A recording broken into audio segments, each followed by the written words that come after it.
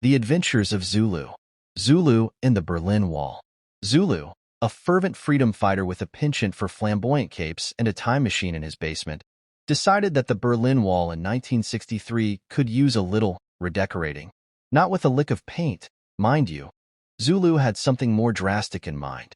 Armed with a bag of carefully selected pebbles, aerodynamically designed for precision, of course, and an unshakable belief in the power of democracy, he set off for divided Berlin.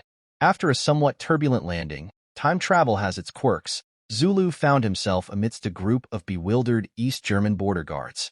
With a charming smile and a smooth talk in broken German, "Ich bin, Tourist.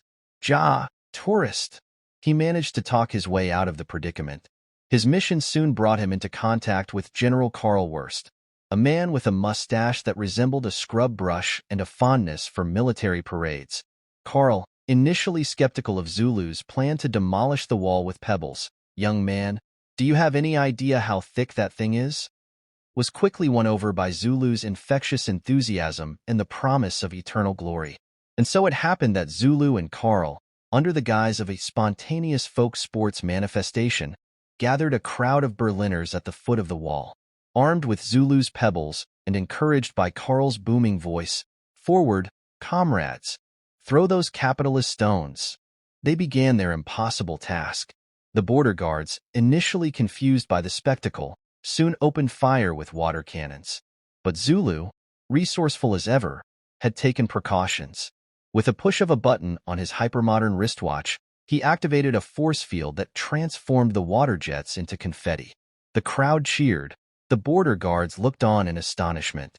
For hours they threw stones, Karl at the forefront, his scrub brush mustache fluttering in the wind. Slowly but surely, the wall began to show cracks. First small cracks, then larger and larger holes. The tension was palpable. Would they succeed? Just as the first chunks of concrete fell, a flashing light appeared in the sky.